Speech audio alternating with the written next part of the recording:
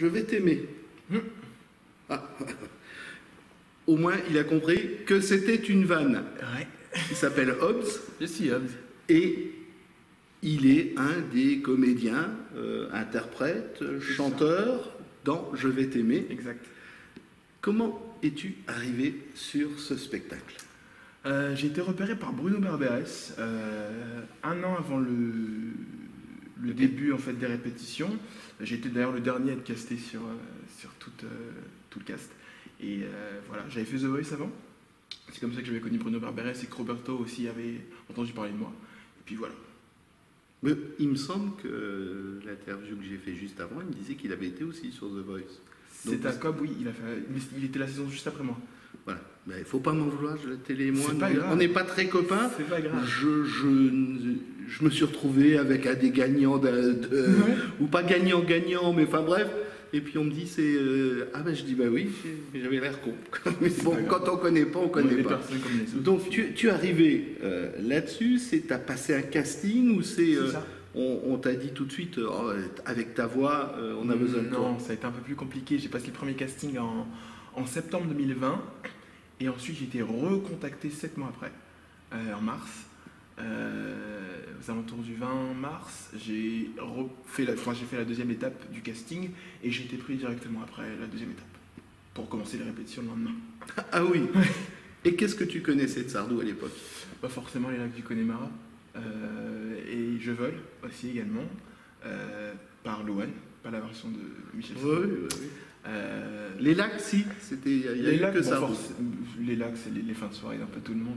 Donc c'est un peu comme ça que je l'ai connu. Sardou, j'ai pas forcément grandi avec cette culture-là, mais il était comme un spectre au-dessus de tout en fait. J'avais pas cité Sardou, il y avait les Connemara qui arrivaient. Enfin ouais, être une femme aussi, c'est un classique quoi. Oui, c'est curieux parce que tu es le premier à m'en parler sur les 3 interviews d'être une femme. Qui a pourtant été...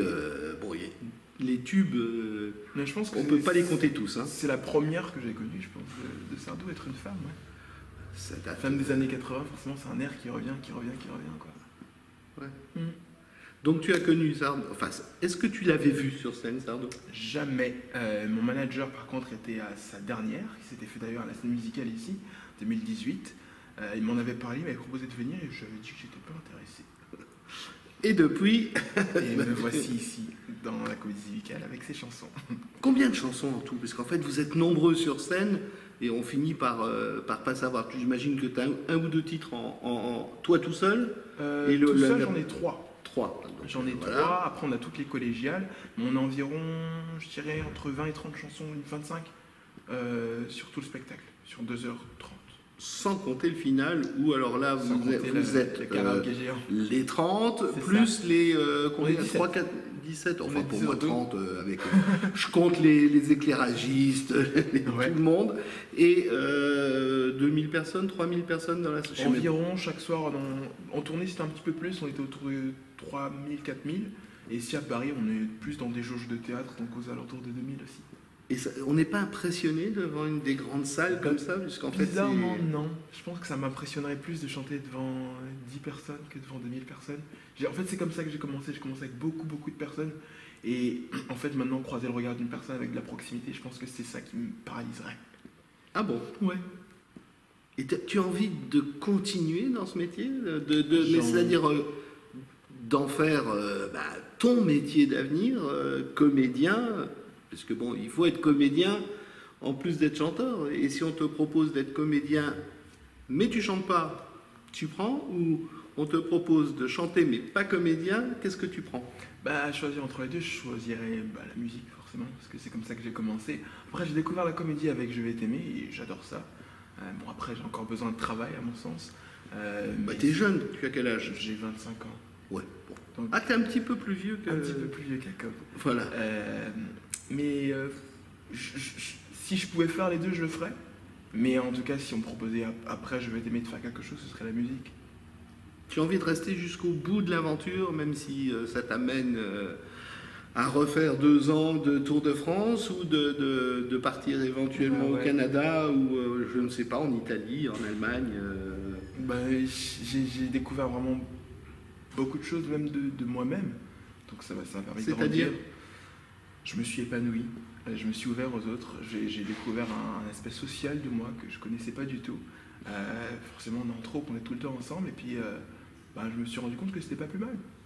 Et j'aime bien vivre cette aventure avec mes collègues qui sont devenus mes amis, et puis vivre la tournée aussi. C'est vraiment quelque chose d'assez impressionnant au premier abord, et puis de me dire que je le continue, ça me paraît logique.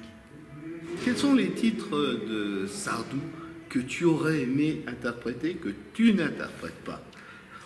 Peut-être J'accuse. C'est une chanson très forte, très engagée politiquement. J'aime beaucoup aussi Les Vieux Mariés, qui est un duo qui se joue entre Sophia et Boris. Ça, c'est vraiment une des toutes premières chansons de Sardou, de tout début de sa carrière. C'est ça. Et quoi d'autre? C'est à peu près tout. En tout cas, du spectacle. Je connais encore pas bien. Je suis pas très bien calé encore en Sardou, mais...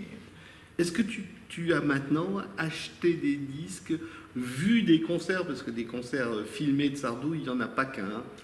Pour les répétitions, je l'ai beaucoup fait. Je me suis d'ailleurs surpris à adorer ce que j'entendais. Enfin, avant, je me serais jamais imaginé écouter Michel Sardou et bouger la tête et apprécier ce que j'avais dans les oreilles. Et je l'ai beaucoup fait avant. C'est comme ça aussi d'ailleurs que j'ai découvert pas mal d'autres chansons de Sardou qui ne sont pas dans le spectacle. Mais ouais, je l'ai fait. Et la réaction de tes amis et de tes parents, enfin, je pense que c'est plutôt des amis de ton âge, quand tu leur as dit je vais chanter du Sardou? Ça a été un petit peu... ils n'ont pas compris déjà. Bon, d'abord parce qu'il a été très controversé. Donc forcément, est-ce que moi je me retrouvais dans ce qu'il disait? Est-ce que je me sentais pas offensé pour ce qui avait pu être dit dans le passé? Et puis il y a aussi mes amis qui disent t'es peut-être un petit peu jeune pour ça. Mais, écoute, c'est de la musique. C'est de la musique et Sardou est intemporel. Oui, ouais. C'est pour toi, dans la chanson française, il y a qui? La chanson française, on va dire, allez, jusqu'aux années 80-90. On enlève...